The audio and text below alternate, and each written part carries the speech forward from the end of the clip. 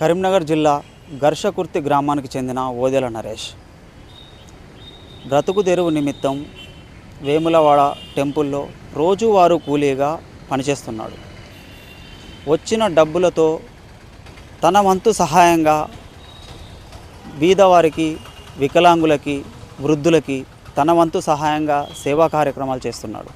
అయితే ఈరోజు మంత్రి పొన్నం ప్రభాకర్ గారిని కలవడానికి కరీంనగర్ రావడం జరిగింది. సో ఆయన దేనికోసం వచ్చాడు, ఆయన వివరాలు ఏంటి, ఆయన ఏం కోరుకుంటున్నాడు, గత కొన్ని సంవత్సరాలుగా సేవా కార్యక్రమాలు చేస్తూ ఆ సేవా కార్యక్రమాలు చేయడానికి అంగవైకల్యం అడ్డు రాదు అంటూ ఆయనను చూసి మనం తెలుసుకోవచ్చు. ఆయన సుపరిచితుడే. గత కొన్ని సంవత్సరాలుగా కూడా అనేక ఛానల్లో ఆయన కథలు, స్టోరీలన్నీ ప్రచురితమయ్యాయి. సో ఆయనతో మాట్లాడదాము. ఆయన అంబిషన్ ఏంటి, అసలు ఆయన ఏం కోరుకుంటున్నాడు, ఈరోజు పొన్నం ప్రభాకర్ గారి మంత్రి దగ్గరికి వచ్చి ఏం కావాలని కోరుకుంటున్నాడు ఆయన మాటల్లో తెలుసుకుందాం. ఓదెల నరేష్ అన్న, నమస్తే. నమస్కారం అన్న. ఏంటన్నా వేములవాడలో పనిచేసే మీరు ఇక్కడికి వచ్చిర్రు, వాళ్ళ దేనికోసం వచ్చిర్రు, ఏంటి, మీరు సేవా కార్యక్రమాలు ఎప్పటి నుంచి చేస్తున్నారు, ఆ వివరాలు? నేను వికలాంగుని, ఒక నిరుపేద కుటుంబంలో పుట్టిన వికలాంగుని. నేను 2016 నుండి అనేక రకాల సేవా కార్యక్రమాలు చేస్తున్నాను. కాళ్ళు లేని వాళ్ళకు, చేతులు లేని వాళ్ళకు, కుంటి వాళ్ళకు, గుడ్డి వాళ్ళకు, మూగి వాళ్ళకు, చెవిటి వాళ్ళకు, మత్స్యసీమితం లేని వాళ్ళకు, ఇలా రకరకాల సేవా కార్యక్రమాలు గత 2016 నుండి చేస్తున్నాను. ఈరోజు మంత్రి పొన్నం ప్రభాకర్ గారి దగ్గరికి నేను పోయాను. నేను తెలంగాణ ఉద్యమంలో పనిచేసినప్పుడు పొన్నం ప్రభాకర్ గారు కూడా నా వెంట ఉన్నారు, వారి వెంట నేను ఉన్నాను. బిడ్డ, మనకు కూడా మంచి రోజులు వస్తాయి, నువ్వేం బాధపడకు. నేను తెలంగాణ ఉద్యమంలో నన్ను అరెస్ట్ చేసినప్పుడు కూడా పొన్నం ప్రభాకర్ గారు ఉన్నారు. మన ప్రభుత్వం తప్పకుండా వస్తుంది, తప్పకుండా నీకు ఏదో ఒక ఉద్యోగం పెట్టిస్తా అని మాట ఇచ్చారు. ఆ మాట ప్రకారం నేను ఈరోజు పొన్నం ప్రభాకర్ జిల్లా పరిషత్ కార్యాలయంకి వస్తే అక్కడ అంతా బందోబస్తున్నారు, లోపలికి అలో చేయడం లేదు. అంటే నువ్వు ఒక జిల్లా పరిషత్ కాడికి వెళ్ళావు కానీ కలవలేకపోయినా. ఇంకా పొన్నం ప్రభాకర్ గారు కూడా ఆంధ్ర వేళ ఉన్నారు, ఇప్పుడు ఆంధ్ర వేళ వస్తున్నారు. ఓకే, ఇప్పుడు నువ్వు ఏం కోరుకుంటున్నావు, నువ్వు ఎంత చదువుకున్నావు, నీకు ఎలాంటి అవసరం ఉంది? నేను 2016 వరకు నా డిగ్రీ విద్యాభ్యాసం చేశాను. ఐటీఐ 2013లో కాలేజ్ ఫస్ట్ వచ్చాను. నాకు ఏంటంటే నేను డిగ్రీ వరకు చదువుకున్నా కానీ అంత పెద్ద ఆశిస్తలేదు. నాకు ఏదైనా చిన్న ఉద్యోగం, ఏదైనా చిన్న ఏ డిపార్ట్మెంట్ అయినా పర్లేదు, ఏదైనా గవర్నమెంట్ చిన్న ఉద్యోగం ఇస్తే నా కుటుంబాన్ని పోషించుకుంటానని ఈ ప్రభుత్వాన్ని నేను అడుగుతున్నాను. గతంలో ఎవరికైనా నువ్వు అప్లికేషన్ దరఖాస్తులు ఇచ్చావా, నాకు ఇట్లా ఒక చిన్న ఉద్యోగం కావాలి, నేను వికలాంగుడిని, నేను ఇంత చదువుకున్నానని చెప్పి? కేసీఆర్ ప్రభుత్వంలో ఆల్ మంత్రులను కలిసిన, ఆల్ ఎమ్మెల్యేలను కలిసిన, ఎవరెవరిని కలిసావు? జోగు రామన్నను కలిసిన, హరీష్ రావును కలిసిన, మళ్ళా పోచారం శ్రీనివాసరెడ్డిని కలిసిన, మళ్ళా సిద్దిపేట హరీష్ రావును కలిసిన, మళ్ళీ అదొకటి గంగుల కమలాకర్ను కలిసిన, ఇలా చాలా అధికారులను కలిసిన. కేటీఆర్ను కూడా కలిసిన. కేటీఆర్ అడిగితే ఏమన్నారు, బాబు నువ్వు ఊకేం తిరాకు, నువ్వు ఊకే మినిస్టర్ కార్డర్స్ రాకు, నువ్వు సిరిసిల్లకు రాకు, నీకు తప్పకుండా ఉద్యోగం ఇస్తా అని బండారు తిరుపతి పిఏ ఉన్నాడు అక్కడ, పర్సనల్ పిఏ. ఆ పిఏ ద్వారా ఇచ్చాడు. ఖచ్చితంగా నాకు 15 రోజుల ఉద్యోగం ఇస్తా అని ఆ పిఏకి చెప్పిండు. ఇప్పటి వరకు నాకు ఉద్యోగం ఇవ్వలేకపోయారు. ఇది ఏ సంవత్సరంలో నువ్వు ఈ మంత్రులను కలిసావు? నేను ఈ మంత్రులను 2016 నుండి కలుస్తున్నాను. 2016 మంత్రి అప్పటి నుంచి 2019, 2020, 2021 మొన్నటిదాకా ఉన్న కేటీఆర్ను కూడా కలిసినాను. అంటే వాళ్ళు సిఫారసు ఏదైతే చేశారో మీకు ఖచ్చితంగా ఏదో ఒక ఉద్యోగం కల్పిస్తామని, అప్పుడు ఏదైనా ఉద్యోగం కల్పించారా, మరి ఏమైంది ఆ వివరాలు?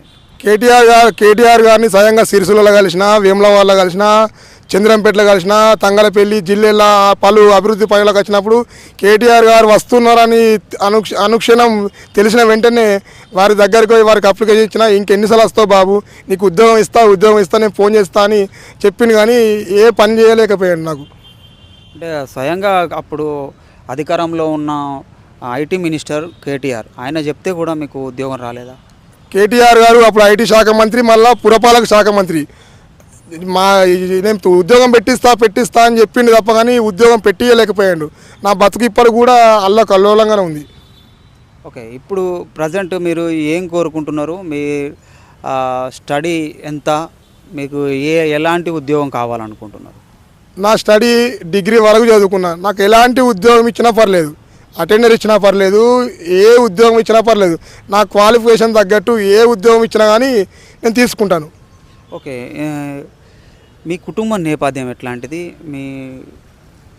మీ కుటుంబ నేపథ్యంలో మీ తల్లిదండ్రులు ఏం చేస్తారు? సో వాళ్ళ పరిస్థితి ఎట్లా ఉంది? మాకు ఇల్లు లేదు. తాత ముత్తాతలు సంపాదించిన ఆస్తిలో ముగ్గురు భాగం. ఆ ముగ్గురు భాగంలో మాకో భాగం ఉంది. అది ఎప్పుడు ఉండేది తెలియదు, ఎప్పుడు పోయేది తెలియదు. మా తల్లిదండ్రులు వృద్ధులు, పనిచేయని స్థితిలో ఉన్నారు. ఇంటికి పెద్ద దిక్కు నేనే, ఇంటికి వికలాంగుని నేనే. ఏదో నాకు ఏదైనా కొంచెం మా అమ్మ నాన్న చేద్దామంటే నాకు ఉపాధి లేదు. నేను ఏం పెట్టాలి? నాకు ఏదైనా చిన్న ఉద్యోగం ఇస్తే నా తల్లిదండ్రులను పోషించుకుంటూ ఇటు సేవా కార్యక్రమాలు చేయడానికి కూడా నేను ముందుగా రెడీగా ఉన్నాను. నా తల్లిదండ్రులను పోషించుకుంటా, నాకు వచ్చిన కొంత డబ్బుతో ఉద్యోగం వస్తే నాకు వచ్చిన కొంత డబ్బుతో ఇటు పలు సేవా కార్యక్రమాలు నా ఊపిరి ఉన్నంత వరకు, నా ప్రాణం ఉన్నంత వరకు కూడా సేవా కార్యక్రమాలు చేస్తానని ఈ మీడియా మిత్రుల ముందు హామీ ఇస్తున్నాను. అంటే మీ తండ్రి గారు గతంలో ఏం చేసేవారు? ఆయన ఎలాంటి వృత్తిని చేపట్టారు? మేము ఒక దర్జీ కుటుంబానికి చెందిన వాళ్ళం, అంటే మేరోళ్ళం అన్నట్టు. మా నాన్న పీస్ వర్క్ కోసం గంగారులో ఒక పీస్ వర్క్ చేసుకుంటూ ఉన్నాడు. వచ్చిన 150-200 డబ్బుతో ఆ కుటుంబాన్ని పోషించాలి. ఈ రోజు చేసుకున్న పని ఈ రోజుకి అయిపోతుంది. రేపటి కోసం మళ్ళీ రేపు పని చేసుకుంటే మేము బతకగలుగుతాం. రేపు పని చేసుకోకపోతే మేము బతకలేము. మా కుటుంబం చాలాసార్లు రోడ్డు పాలైంది. కరోనా ఫస్ట్ వేలో మా కుటుంబం రోడ్డు పాలైపోయింది. ఎవ్వరు కూడా ఒక్క రూపాయి కూడా సాయం చేయలేదు. సర్పంచ్ గారు చేయలేదు, ఎంపీటీసీ గారు చేయలేదు, ప్రజాప్రతినిధులు చేయలేదు, ప్రాతికేయ మిత్రులు చేయలేదు, ఎవ్వరు కూడా సాయం చేయలేదు. కుక్క బతకైపోయింది ఫస్ట్ కరోనా టైంలో. ఎమ్మెల్యే గారు కూడా చేయలేదు. స్థానిక ఎమ్మెల్యే గారు సుంక రవిశంకర్ గారు కూడా ఏ పని చేయలేదు. మాకు ఇప్పటికి కూడా కుక్క బతికే ఉంది మాది. ఇప్పుడు ప్రధానంగా మీరు ఇప్పుడు ఉన్న అధికారంలో ఉన్న ప్రభుత్వాన్ని మీరు ఏం కోరుకుంటున్నారు? మీకు ఎలా అండగా ఉండాలని కోరుకుంటున్నారు? కాంగ్రెస్ ప్రభుత్వం రావడం కూడా నాకు చాలా సంతోషంగా ఉంది. ఎన్నో ఏళ్ళ నుంచి కాంగ్రెస్ ప్రభుత్వం రావాలనుకున్నాం. ఆ భగవంతుని దయ వల్ల కాంగ్రెస్ ప్రభుత్వం వచ్చింది.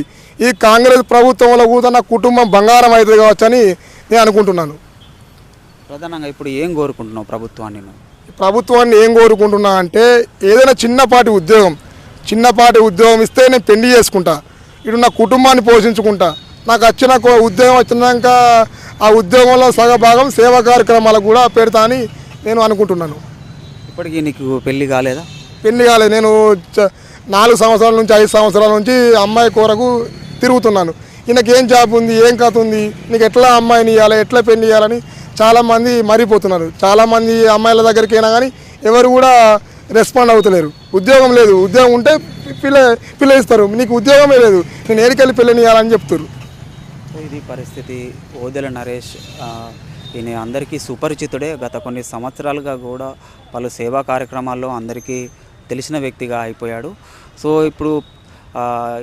ఇప్పుడున్న పరిస్థితులలో ఆయన మంత్రి గారిని కలవడానికి వచ్చిన కారణం ఏంటంటే తనకి ఏదైనా ఒక దారి చూపించండి, నాకు ఏదైనా ఒక ఉద్యోగం ఇప్పిస్తే నేను పెళ్లి చేసుకుంటాను, నా తల్లిదండ్రులను చూసుకొని సేవా కార్యక్రమాలు ఇదే విధంగా నేను చేస్తాను అంటూ ఆయన చెప్తున్నారు. సో త్వరలో ఆయనకు ఏదైనా ఒక ఉద్యోగం లభించాలని కోరుకుందాం. చూస్తూనే ఉండండి టుడే తెలంగాణ.